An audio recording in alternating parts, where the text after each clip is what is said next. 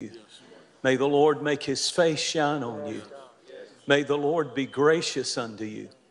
May he lift up his countenance, his favor upon you, and give you peace and blessing, and bless this nation.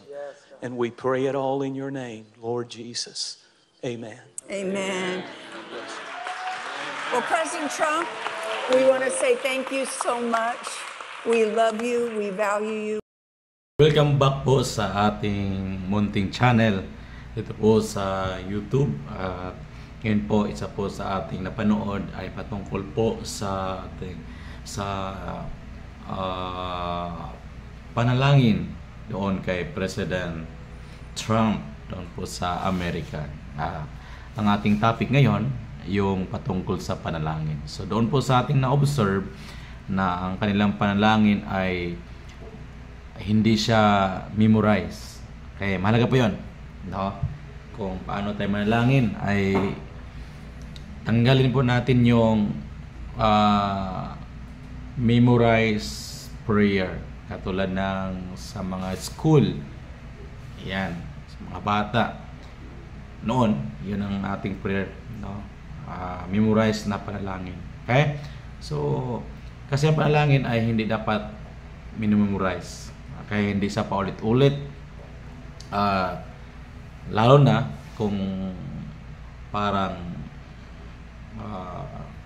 kasi pag memorize ay nasa isip lang, no? Karamihan ay wala sa puso, at ang Panginoon pa naman ay tumitingin sa puso. Kaya yun na ating una nakita doon, yung prayer ay hindi siya memorize, okay? Nasa puso. At tanda natin, pag ang prayer ay naangkop sa kasalukuyang pangyayari o pangangailangan. Sabihin, yung prayer noon na Our Father which art in heaven, minsan ginagamit sa flag ceremony. Yan, minsan sa opening prayer, no, nagamit din sa closing prayer. So hindi siya angkop, no. At pangatlo, yung prayer ay direct to God. Yan. So napansin natin na unang address ay sa Diyos Ama, to the Father, at andun ang tinatawag na pattern of prayer, yung common pattern sa panalangin. Okay, malaga kasi yon, yung hindi magkabuhol-buhol ang panalangin. Pero ganoon pa man, ay maingat na naka-address ang ating panalangin sa Diyos Ama. So andun yung pinupuri mo ang Diyos, kanyang mga katangian at sino man siya. Hindi naman din kayang elaborate, pero yung sinasabi mo ay dapat nasa puso. Then makita din natin yung pangailangan sa kasalukuyan. So pinag-pray nila ng kanilang presidente na paano siya manguna at pinasalamatan. Kasi ang prayer ay isa sa mga tanda natin, ang panalangin ay hindi siya ritual. Okay? Yan ay pag-usap sa Diyos. No, you are talking to God. Sa Diyos ka makipag-usap. Sabi nila, paano ba kausapin ng Diyos? We're just a sinner. Kaya nga, ang prayer din ay hindi lang makipag-usap sa Diyos. Ang prayer din ay kasama mo ang Diyos. Yan, habang kausap mo ang Diyos, kasama mo siya through the name of the Lord Jesus Christ. Kaya tinatapos yung panalangin, no, in the name of the Lord Jesus Christ. So bakit hindi yung ibang pangalan katulad kay Mary, kay Joseph o mga santo?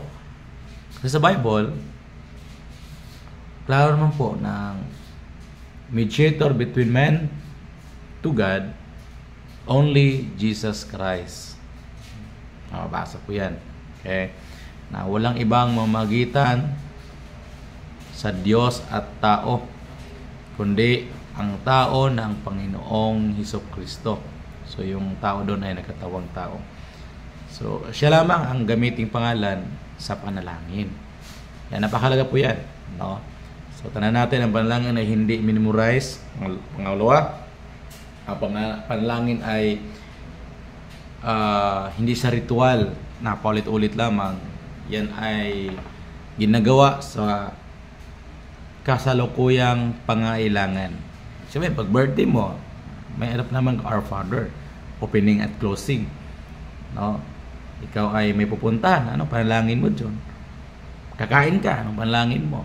So, yan ay kausap mo ang Diyos, kausapin mo siya, pasalamatan mo siya, at tatapusin sa pangalan ng Panginoong Hesus. So, yun lang po ang panalangin. No? Kung tutuusin, ay hindi naman talaga mahirap. No? Naging mahirap lang siya kasi sanay yung iba sa memorize.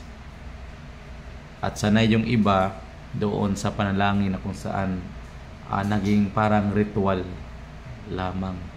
So, palagi kausapin mo ang Diyos.